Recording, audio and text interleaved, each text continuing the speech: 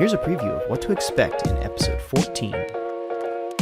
Now in online education, as a downside, we actually have to think much harder about our education practices. We're really Face-to-face, it's so hard to define this, it's so what could this be?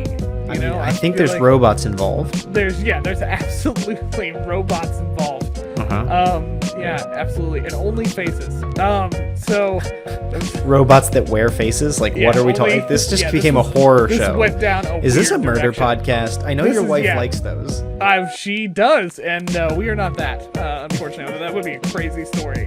Killed by a robot with only a face. I hate to pull the curtain back, I don't intend to say this to point fingers, but face-to-face education actually gets away with a lot more, in my opinion, than online education can or should. Welcome to another week of the High Tech Podcast. I was trying to say that like a nice little build up. You give me a weird look. That was a weird emphasis. Was it a weird emphasis? High tech. High tech. That's how we do at the High Tech Podcast. Hey, I'm Josh. Joined by me and Will. Yeah, me. What's up? The Illingworth. Gosh, I keep trying to come up with fun nicknames for you, and I got nothing. Well, keep trying. We'll be here. Several episodes later, we'll have something. Eventually. It'll be real great. Anyway, welcome to High Tech Podcast, guys, where we like to talk about higher ed and technology, hence our name, High Tech Podcast. If you didn't get that till this episode, it's okay. Surprise. It's fine. It made sense to us. And doesn't seem to make sense to a lot of other people, but it's totally fine because that's our name now. This is not a podcast about marijuana technologies.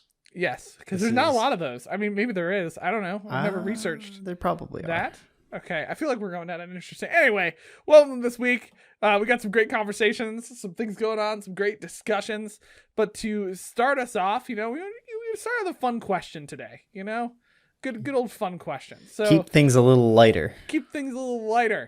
So our fun question that we're gonna answer for you is, what's our favorite lazy technology? Now, let me define that for a second for us. What I mean by lazy technology is piece of tech in your life that just you feel like the laziest person for having it. You don't need it. You shouldn't have it. It's your life does not depend on it. And when you use it, you feel a little bad. You know what I mean? There's that technology, you feel a little bad for using it. I could probably do without this. Yeah, this is what society's come to now, but you love it. Yeah, so you pitched it. You pitched the question. Let me think here. I've kind of gone back and forth on a few things, but I'm pretty sure it's my automatic car trunk. My back door to my car, it lifts on its own. And it makes me feel just it's really convenient when your hands are full with bags and stuff. But on the other side, it's just I can turn that off. I can open the car from the house. Yeah. It's pretty lazy. I mean, it's pretty lazy. I mean, I feel like that's super helpful when you got boxes and things, because the things plaguing our lives. But, in some places in the world, people don't have cars, and our cars open their doors. Okay, that's where you went with that one. That's where I went with that one. You know what I mean? There are starving kids in Africa, Will. Yeah. I went the mom at dinner move. You know what I mean? Exactly. Starving. Yeah. I will say my car does not open their doors, and it's quite annoying. Yeah. Sometimes you can barely even open your car doors without close their park. Very true. I have a small parking space, people. We live in the city. Not a big city. It's like a medium-sized city, but man, it's a very small city. It's hard to park. Yeah, it's not even medium-sized. I'm giving us way too much credit. It's like the smallest kid on the playground city. It's bigger than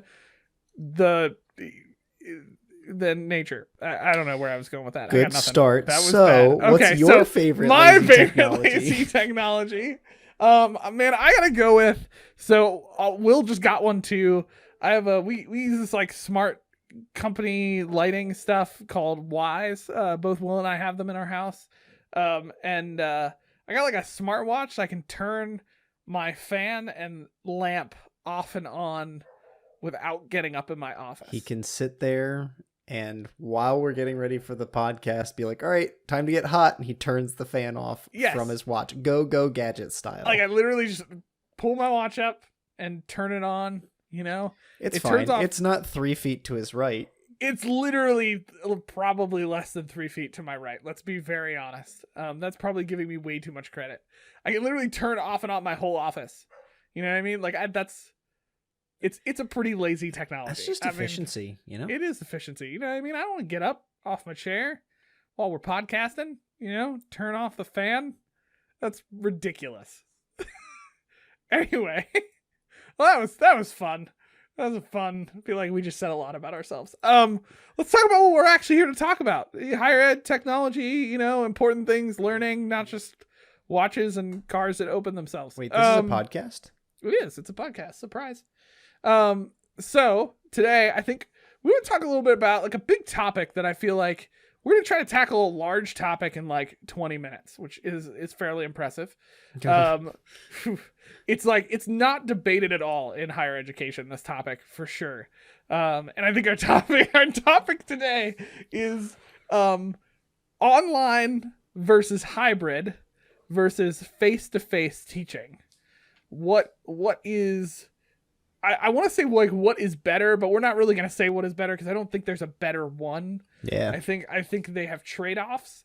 But like, compare them. What are the benefits? What are the downsides of some? And I feel like this is a large topic that is a hot button topic in higher ed right now. I mean, in education in general, but in higher ed, I feel like it's been kind of there's some real extreme positions. We could very easily do an episode on each of these themselves. And, yes. And of course, we do kind of want to keep this in the context of some tech stuff. But one of the things that has been interesting for Josh and I in our careers so far is that we've had the space to work across all three. I think Josh has ended up spending a lot more time in the online versus hybrid. I don't know. Do you do some classroom stuff? Do you actually ever go into the classroom? Right now. No, I mean, like right. Our office is definitely a lot more COVID, but online, even before hybrid. that, you were not doing in classrooms. Yeah, I wasn't doing it. I wasn't really doing any. Like, I would occasionally help with like a tool in a classroom or something like that, but right. We're not using a ton of crazy tech in our classrooms at our institution. So yeah, I spend a good bit more time in the face-to-face classroom, even delivering technology, supporting technology in it. So there's a little bit more for me in that space, but nonetheless, we think about this all the time. Like if somebody comes to us and says, "Hey, I want to do this," well, okay, is your course online, hybrid, or face-to-face? Are you planning to have students physically in front of you to work through things, or are you going to have to troubleshoot everything online over Skype, over Zoom, over whatever, like the whole idea of thinking about education in these three contexts is very important. Now, before Josh and I go too far, we'll step back and set some definitions. Hopefully that helps folks kind of track along here. An online course we see as something that's like not in a classroom together. It's probably mainly asynchronous, so it's not happening over Zoom or something, though it could have a virtual synchronous component. I did my master's degree online, and that program did not allow any required synchronous components, but many of the instructors offered like a open Thursday night office hours. And of course, they assigned plenty of group projects where we had to get on synchronously with our peers, So it's not like there wasn't any synchronous stuff, but the primary education curriculum there was asynchronous. We see a little bit of a edging in on this because of remote instruction and COVID-19. I'd like to really early here make a distinction to say COVID-19 remote instruction is not true formal online learning. Online learning is a field that started as distance learning that's been around for decades. I mean, Penn State University is a university that's out there that claims to have distance learning since like the early 1900s or late 1800s or something, because they started with correspondence learning. Yeah. Right? Literally mailing curriculum to people. So if you think about that, there's probably other universities that claim that as well.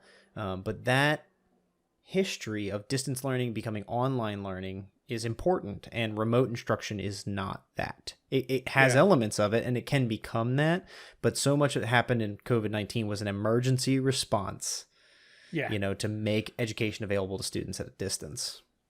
Yeah, I mean, it's I think like we have to talk about this because at the time we're in, I feel like it's very much confused. Like, this is what online learning is. It's like, no, this is not what online learning is. Like, it is a stepchild of online learning That is appeared great. because we had to do something. Yeah. And so it's not like the online learning, I think, is more, there's a more intentionality if it's done well to it. And yes, has trade-offs and stuff like that we'll get to in a second, but is different. So hybrid is also known as blended. Hybrid and blended is the idea that something is primarily intended to be face-to-face, right? There's an assumption there will be a physical classroom time, but some sort of complementary online experience. So classically, that could be Monday and Wednesdays face-to-face and Fridays online. Yeah. Some folks, it's a Tuesday, Thursday, and they just do a Tuesday, and some's online. I've seen some where they do, it's like a lab course. So 3 credits is all face-to-face, or excuse me, other way around. 3 credits is all online, and then they do the lab portion face-to-face because they physically have to for, say, chemistry or something. There's of course different slices, different variations. Some institutions qualify how much hybrid. Some just say hybrid. I know of an institution where they literally chunk it down. It's like, we got to know 20% hybrid, 50% hybrid, or 70% hybrid, because it is true that you could maybe only meet for an hour a week, or you could meet 2 hours every other week, and everything else happens online through discussion forums, maybe Zoom, activities, projects, etc. Yeah, but as far as we know, I mean, there's there's that some institutions do that. Other institutions just like throw out a definition of hybrid, and that could mean they call it a day. They call it a day. Like, I mean, it could be like that's they don't define what that percentage is. Like, they may have their own definition of like what the scheduling looks like, but it's a little bit different. Now, face to face, it's so hard to define this. It's so like, what could this be? I think there's robots involved. There's absolutely robots involved. Absolutely, and only faces. So robots that wear faces. Like, what are we talking? This just became a horror show. This went down a Is this a weird murder direction. podcast? I know your wife likes those. She does, and we are not that. Unfortunately, although that would be a crazy story. Killed by a robot with only a face. So no, I mean, obviously, right? Like, this is a classic education. I mean, this is in the classroom together, talking, whether it's lecturing, group dynamics, discussions, whatever, name it. This is the classic classroom experience that we know, and what that looks like. So I don't think that really needs like a definition. If you're in education or interested in education, you don't know what that means. Check in. Go grab a dictionary. What's been happening? So this is what we're dealing with, okay? Like, these are the kind of the major 3 spectrum, and there's a lot of other things that come into this dynamic of these 3, like a high flex type of concept, and there's some other stuff that we don't have time to get into. Though I will like to, I just love to be this evangelist. Like, when you talk about high flex, it's good for folks to know that is a formal methodology. Somebody came up with it. Yes. They wrote a book. It's a thing. So because of COVID-19, every other person said, we do high flex. No, you don't. No, you don't. Did you read the book? No. Yeah. You don't. Are you following the methodology? Did you accidentally stumble into it? No. You do a weird version of hybrid. No. Right. Just anyway, yes, it is a methodology. It is different. But anyway, we don't have time to get into that today. So let's talk about these three, and kind of, I think, like, benefits, the downsides of each, because here's the deal. I think you come from a similar perspective on this, right?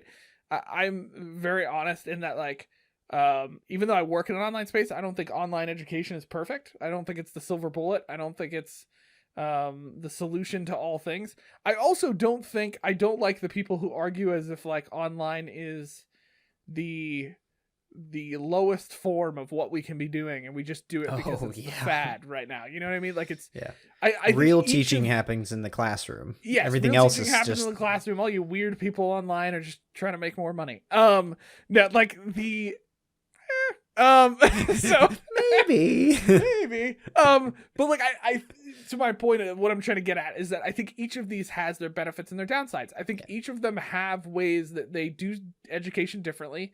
They can do certain things better than the other. And they also do things quite worse than the other. And it's important to know those if you're going to be talking about ed tech and how to use them, because when you're using these different pieces, you got to think about how technology can transform or make these different things better. And that's a or great way to segue into the stronger. points, Josh, because like if you consider the benefits of online, it's built on technology. I mean, there's no way you can deliver online instruction without computers today. Yeah. I mean, Yeah, you before can mail it. and frankly, that's a technology too, right? There was I you were using mail, you were writing stuff down, you had to come up with. Smoke And I signal don't know if education. you did you ever take that math instructor who made her own stuff at our institution? She handmade all of her own math formulas. I think we all had her. Oh no, I know You who know you're who I'm talking about. talking Yeah, about, yeah, yeah, I know who right? you're talking about. I know Literally that. drew every line, hand drew all of her Yes. worksheets. Like Yes, I do remember she this. worked from before computers, and she kept all of it even when computers were finally in function. And she even still used overhead projectors. Like she used slides, Yeah. like physical slides Yeah, I instead remember of that. Yeah. computers to teach us. That's a person that's using an older technology. But online, it relies on technology. So one of the things that offers, of course, is it's very easy to schedule them. You can run an online course whenever you want. There's no concerns for weather. Literally, there's no concerns for students and their schedules and stuff. That's where you get folks coming up with 6-week courses, 8-week courses, 12-week courses. Like there's a whole swath of options when it comes to online education. I think that also speaks to is however you schedule it, it makes a very easily create a pace for it, right? If you're like my sister-in-law, she's in what's she doing? I think she's in 6 or 8 week master's degree online courses right now, right? So she is just boom, boom, boom, always going, always in class. She is crushing it, and that's really good, right? For her life, for what she needs to get it done in context of her work. I think I put this one down. I don't know if you agree or not, but I think some people perceive that online education is easier than traditional education. I mean, I think like there is a perception that this is like the easy route, right? You want a degree, you don't want to, commit to this college and go to this college, and you want to do it while you're in the midst of doing your regular life things. Online's the space for you. And I also think even in faculty and people teaching, there's a perceived like it's this easier type of education. It's like which I think is why it gets a bad rap of being like lesser in a certain dynamic. I think that and the lack of being able to be together in person, I think can combine to kind of create that problem in online for sure. Yeah. I think there's tons of benefits in online. Some of it's the technology you can use. Some of it's how you can connect students from very different backgrounds, right? Yeah. I know my master's degree, I took students who were in Saudi Arabia while we were in class. Yeah. Folks in the military and stuff all around the world. So it was a really rich experience for me that way. What do you think about hybrid? What do you think are those benefits in hybrid? Yeah. So before we go to hybrid, just real quick though, I want to add one other thing to online that I think gets overlooked, because I think we've mentioned a couple things. I didn't put this in our notes, so I'm just gonna throw this off because we plan so much, guys. This is such a throw off. So like I think people talk about like the scheduling, pace, all that stuff, right? As is online. But here's the thing I think that often gets missed too.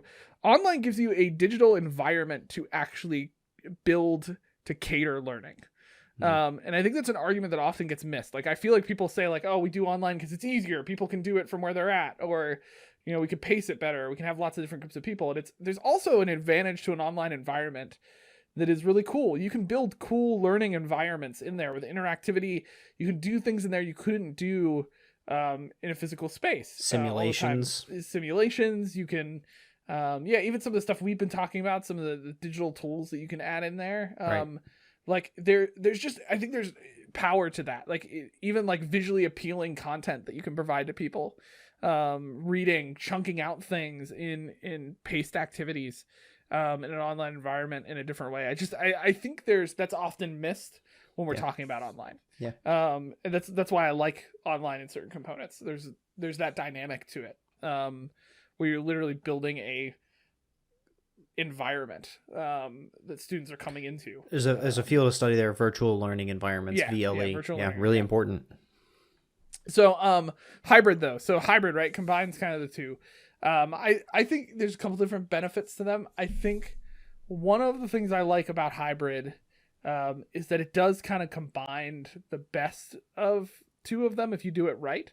Because you get some of the face-to-face stuff, but you also get an online environment. where students can get grades quicker. They can get feedback quicker, all in one spot. You can do digital activities with the students when they're not in class that you couldn't necessarily do in class. So I like that that combination. There's a little bit of flexibility, but still having the in classroom face-to-face time. I think like hybrid brings those two things together, which is really nice. And I think you can get some really good learning. And there's some good research to show that hybrid can actually produce really good learning because they're getting some of that. They're getting the face-to-face, but they're also getting the asynchronous online dynamic where they're getting feedback faster. They're getting video, media content, written content. They're getting dynamic content. Things that they can review later and stuff like that. Things they can go back and review later. Like they're getting more of that in a hybrid space. What about you? I would say ditto to most of that. And the only thing I'd kind of add in, and this starts to bleed over into the next one, but community is really important. And, I think if a lot of folks struggle to build it online, I think that that's something we're going to get to in the downsides difficulties. But I think that in hybrid, you've got that chance to capitalize on the technology while also keeping the community stuff going. And you don't lose that face-to-face kind of community building that naturally happens when you just walk into a room together and share space. Yeah. And frankly, I'll take that right on a face-to-face because I think that that's the big win for face-to-face, right? It is so easy. It is natural even to build community. There are personalities in teaching that fail to generate community or cultivate community. But I believe as part of my philosophy of teaching and learning that community is really important to learning. Not even just that it has to be hunky-dory, singing kumbaya, let's sit in a circle while we do our math problems. No, although that should totally be what it is. Right, isn't that what all college I would have been better at math if we sang kumbaya. I would probably have made an app about math if I was that student. You get it. I just think that community is a natural part of education, and it happens. We're gonna be together, and so we learn a bit about each other. And some of that community is practical to the content, the subject matter. Some of it's just networking. I still have some good connections from my graduate degree because of the classes I took, and the people I took them with.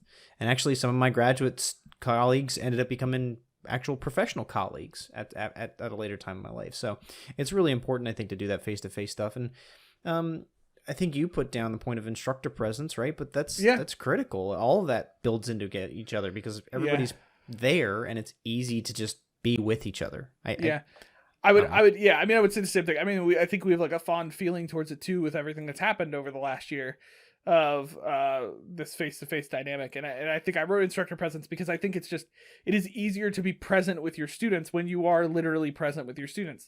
This gets into some of the downsides. One of the downsides of online, you have to work extra hard to make your students feel that you are present. There's all the trainings and things all around it to be able to show your presence because it's hard in an online environment. It's different. The way you give feedback, the way you interact in discussion type of dynamic, things like that, they become so much more vital. The announcements, the things you do to your students, you're not seeing them face to face anymore. So it's important to keep up with that stuff. I talk to a lot of folks. You seem like you're some weird Oz person in the background that nobody can find. I talk to a lot of folks about online education, telling them some things that they should consider doing come from that point of in the classroom, I put something up on the whiteboard when I want the students to remember it.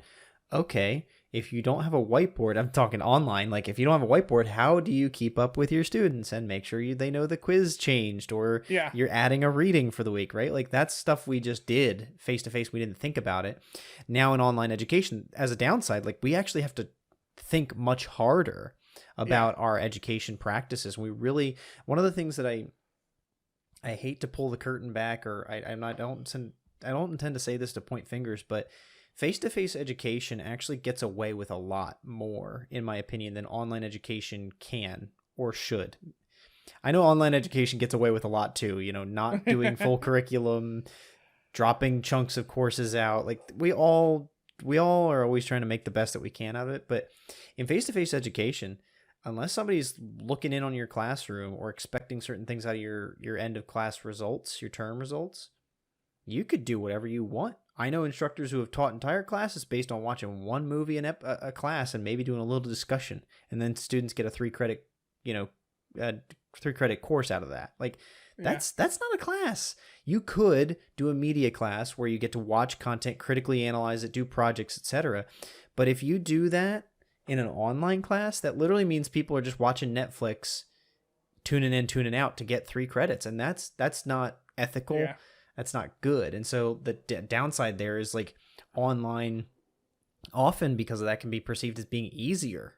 Like, I already said that was a good thing about it, a benefit, but it's also a downside. Like, if folks aren't staying on top of the online stuff, it really slack in the kind of rigor that should be in an academic context. Yeah, it's also easy for online without the instructor presence to become like a just like a resource dump of a course that people are just basically clicking through things and submitting work and not. Now, that can happen in face-to-face classes too, but it's harder because you have to be there in front of the students. Like, it's I think it's easier to check out as an instructor in an online course in a different way than a face-to-face course. Absolutely. And so that can be difficult. I will add just this one point. One of the other things that I would add in a benefit of online is that while it is easier to be present and community in face-to-face, there is this dynamic that I noticed online. I don't know about you, Will, but where there's certain students who wouldn't talk in a face-to-face class, and they interact way more in an online class. Yeah. There's a dynamic in an online course that kind of gives them that ability, like being able to interact in a different way than they would probably be the ones. I feel like there's just better equity in student response sometimes in online, because there's, we often have things where they're forced to respond to each other on, or there's a different dynamic. 100% agree. I mean, seriously, I've seen that in online and hybrid. And frankly, there's some face-to-face instructors who do include some, maybe just like discussion forums or something for some supplemental, and that always provides space for more students to engage, which I really appreciate. Yeah, absolutely. I don't want to beat a dead horse. I think we've got a couple extra points there, but we do really have the ideas together because, if you consider the positives of these things, like technology makes some of the digital stuff easier, but it also removes some of the physical stuff. Physical stuff makes some of the presence things easier, but it doesn't necessarily deliver on all the curriculum or content stuff that we could, or like one of the things you mentioned that really stands out to me, like students in an online course can always review the content. Yeah. And in a face-to-face course, if you don't have lecture notes, if they're not taking good notes, if you don't allow them to record or something like that, audio or video, they can't ever go back to your content. And if they took bad notes, they can only ever review bad notes about their course. So like that's not even a good thing. So knowing an online course, that technology really stands in the gap for students and can, I think, allow for a lot more of that autonomy, but it also allows for a lot of slacking. These students do slack off in both contexts. So there's pros, there's cons, but I think it's really important to think about. I'd say, if I were trying to bring this home, is like, be very intentional about how you try to cultivate your students in these experiences. If you have the face-to-face engagement, make sure you're capitalizing on that community element. If you are in the online course, try to use your technology to engage them and to talk to them in new ways and build the community that you might have done naturally in the face-to-face environment. Yeah.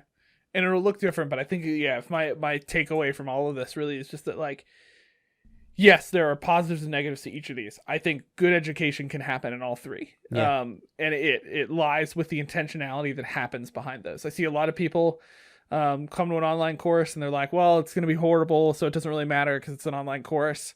And they check out as a professor. And it's like, no, that course went bad because you checked out. Amen. And like, it's intentionality. And that's not to like come down on anybody about it.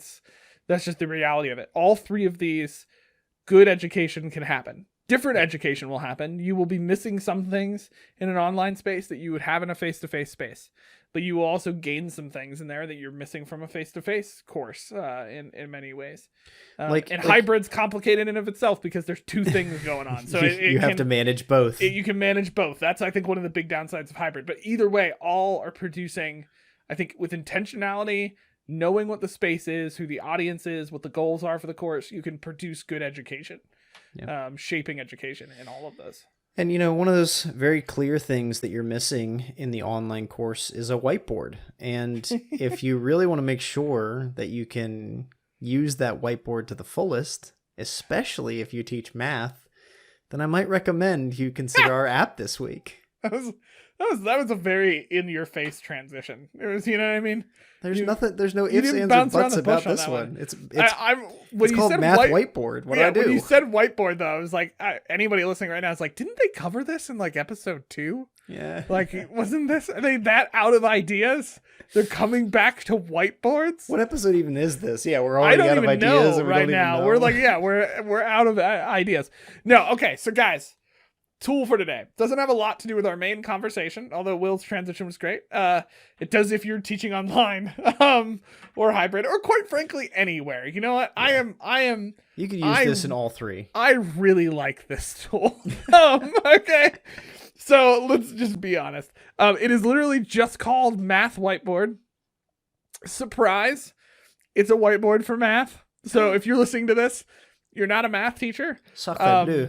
It's you should still be interested because it's cool. Yeah. That's a good disclaimer. If you're not a math teacher, well, thanks for listening this far.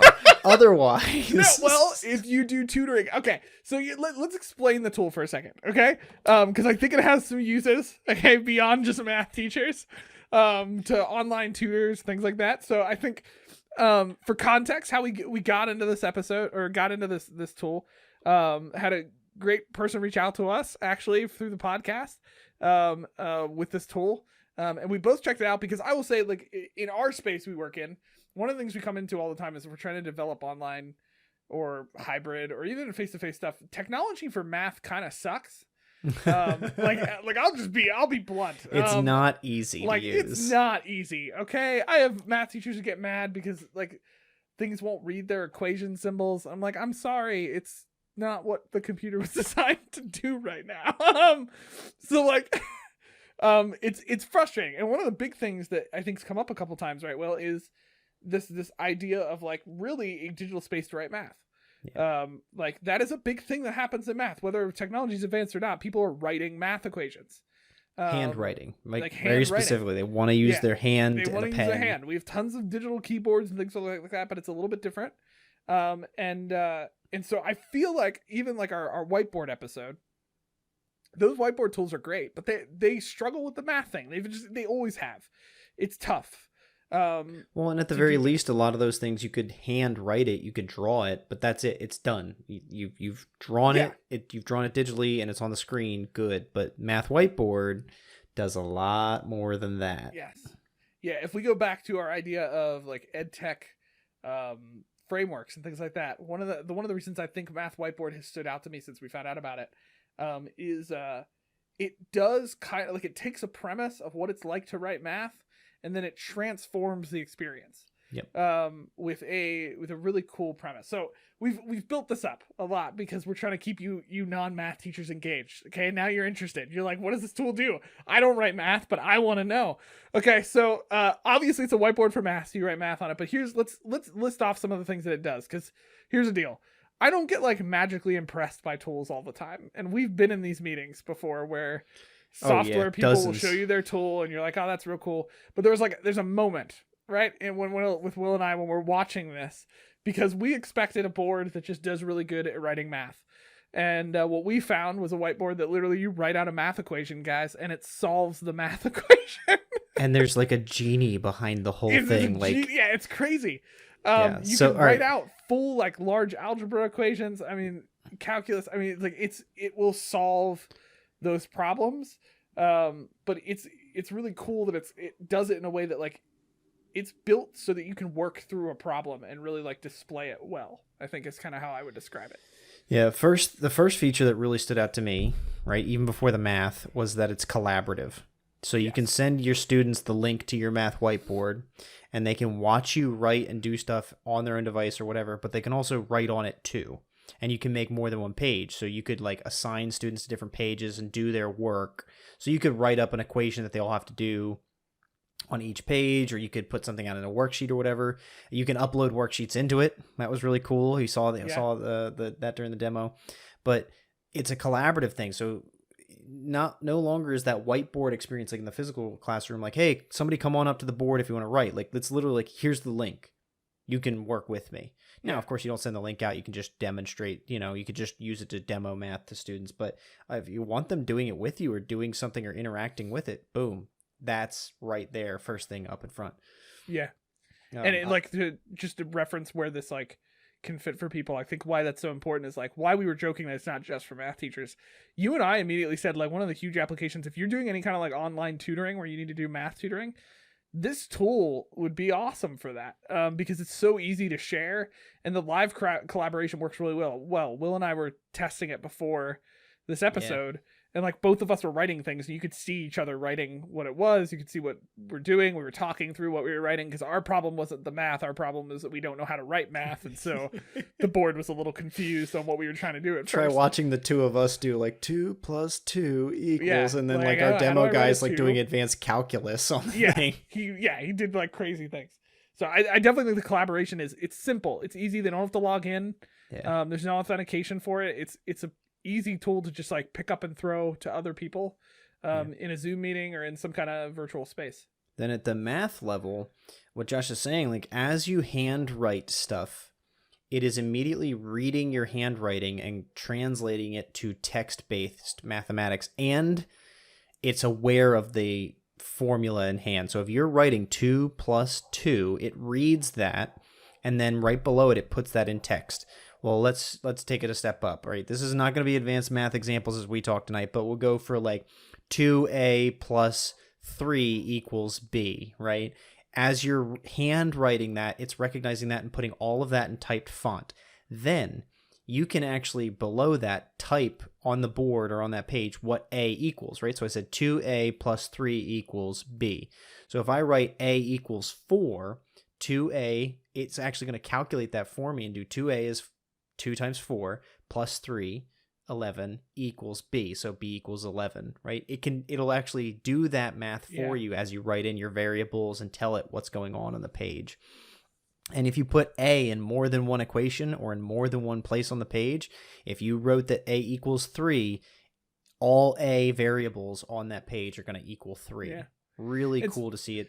And what I like about that, what he was kind of walking through, the person we were walking through this in our testing, is that like it creates a cool environment where you can do a lot of equation writing and like test out numbers in those equations very easily, which I think just is great for collaborating with someone to writing out math, or even if you're in a space where like, I don't know, a pandemic happened and you had to somehow teach math now that you were teaching in class. Never happened, Josh. Or teach online, and you're like, how the heck am I going to screen record or record videos of myself teaching this stuff?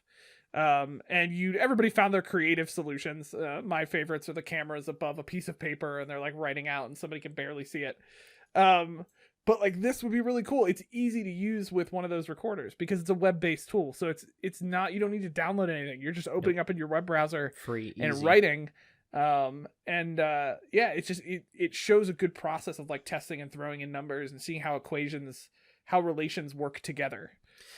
Like Josh said, we don't get like wowed every other day by these tools, but I know the moment where Josh and I literally just dropped our jaws and said, "Yes, please. How do we use this? How do we get this in front of everyone? Do you want to talk it through? I really want to tell the story. Do it. Because there's one thing. Here's the deal. If you start to learn about me, I know we have an educational podcast, okay, but I often go into these meetings with people for tools, and I am like trying to find ways to not use the tool. No, it's like it's a thing, okay? Like I am scrutinizing the tool. I'm a cynic, and the moment that he won me over was when he decided to show us an equation for like calculating time. I think it was like how much time it would take for 2 cars to get together. And another feature, guys, in this whiteboard is that you can graph live while you're doing it too. They have a graphing tool that will actually tie to the equations you're writing on the board. It'll show you the different graphs functioning together. If it's hard to picture what we're talking about, I understand it's hard to describe it because quite frankly, there's no other whiteboard tool that's doing this. So you just have to see it. And they have some good resources. I think we'll take some screenshots. We have some screenshots and some things of what happened. But where he won us over, guys, and this is why I'm excited about this tool, is he's doing this equation to show how much time it would take for 2 cars, okay, to intersect. And he drew 2 cars on the whiteboard, okay, on little roads, okay? And he was inputting stuff. He's trying to, basically doing things that you guys who are mathematicians do that Will and I had no idea what he was doing. Like trying to figure out the time. Right. It's that classic algebra equation. Like if 2 cars leave at the same time, one's traveling 35 miles an hour and the other's traveling 45 miles an hour. Like when do they overlap? Yeah. When do they intersect? And so he's using a graph to figure out what the time intersections would be. And then he's like, I think it's like 8. So he had, A, I think was the time component. He goes ahead and puts in A equals 8. And then hits go, and the car's animated. Okay, the cars picked up and drove across the screen. They drove on the whiteboard. Okay, and he did this is we've been looking into this. There's a feature in the tool called animation math sketching. It's not like he was magically able to do anything. They literally have a tool feature in there. You could have done the classic feathers, a bag of feathers versus like a 1-pound ball or something. Like you could draw a ball and a bag of feathers and do like what would they drop at the rate of because of gravity, and you would animate that. It's amazing.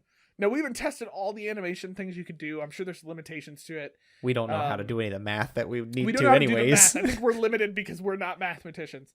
But that is a huge win. Like I'll just be honest. Like imagine using that to show those equations in a video to your students, or even be able to have it up on an actual board and animate live for your students while you're talking through it. I know it's a little showy, but there are literally, Will, you've done this. There are people who want to show those animations, and you have to literally build videos for them. Yeah. To go do this, and this board did it in like 5 seconds. And it's dynamic, right? So those videos and those animations we've made for faculty before, it just plays on a loop, or it's a GIF. Yeah. It's a GIF, right? Like it plays on a loop, so it'll just do the same thing over and over. This is dynamic. So he did that in front of us. He said, okay, if it's 8, then they'll intersect at this point. What if it was 10 and he changes 10 and he runs it again and they intersect at a different point, right? So like it's dynamic. And that's what math I think really needs to be, because one of the things that's so difficult for me as a math learner is the staticness and the disassociation from the numbers to reality. So what he's doing for someone like me is he's letting me play with it and tinker. Well, what if I try this number and then see what happens? And what if I try this? And I'm seeing what happens when car A drives, when car B drives. That becomes very tangible for someone like me. I generally just don't get math because of those like disassociation, and it makes sense. The piece this week, we can say it's a showy piece, but it's not. Like it is showing. I think that's what impresses me about this tool is that they took a premise, which is like they want a whiteboard for math, but not just they want a whiteboard for math. They know that math is about showing relations, and how things relate to each other. And this board helps you do that. And so that's why I think it's applicable, not just if you're doing online video or online tutoring. It's applicable if you're even teaching a face-to-face class to use this from time to time. And like Will said, what I really like that it does that a lot of other boards don't is that it will translate the equation that you wrote down in your chicken scratch at the bottom down to a text equation. All of this is exportable. Like you can pull it out of the board into the major equation formula readers, so it could go into a learning management system. It could go into one of those elements too. Like to those points, one of those things that Josh and I almost always check against a tool before we recommend it is price. Yes. And accessibility. Right? We could love this thing. It could be the next best thing since sliced bread, but if it's not free and if it's not accessible, it's not really our type. Math type is free, 100%. You got limited features with like, there's no users and all that. We mentioned that, but the accessibility element is no, you couldn't necessarily immediately translate that handwritten text to something readable for someone watching it live. Like we would have to transcribe. You'd have to have a live interpreter to do that kind of thing. But if the accommodation allows for the content to be delivered in a similar time frame to the student, but in a different format, all the content you make in this Math Whiteboard can be exported, and all of the content that it exports as is accessible. Boom. Yeah. Josh and I feel so much more comfortable with it because of that functionality. Yeah. So anyway, we've talked a lot about it and the craziness that this tool has. I encourage you to go check it out yourself. If you're in a space where you need to do math in a digital environment or you're tutoring online, go check out this tool. Like Will and I said, it's free. They're tied to a bigger kind of math company that they run. So And they've been around for a while. So like, I always make this comment. I'm always concerned, like, is this a new flashy tool that's free that next year is going to be not? I don't think that's going to be the case. I can't answer that for sure. Like, they could change that. But they've already had this in their own tool for a long time. It kind of feels like they want to bring this out to people to be able to use it more. And so I encourage you to check it out, play around with it. It is pretty easy to use. It will take some time to learn some, I think, the more complex stuff we're talking about. Some of the stuff is gesture based too, so you got to learn the gestures. Like deleting content is like a scribble gesture, and so you just got to get familiar with how it works. But all right, we hope that you enjoyed the conversation today as we dug into, of course, the online, hybrid, and face-to-face stuff, and then MathWhiteBoard. These are things that are kind of at the online, at the education style, like that's critical to today's education. And then MathWhiteBoard, it's like there are math teachers abroad who have given up because they didn't have something like MathWhiteBoard to bridge the gap for them. So hopefully got a couple ideas here that can help you out in the classroom. Again, we're just two guys trying to figure out how to best harness the technology we have available to us to improve the teaching we can do in the physical and virtual classroom. Thanks for listening in. Hope to see you next time. See ya.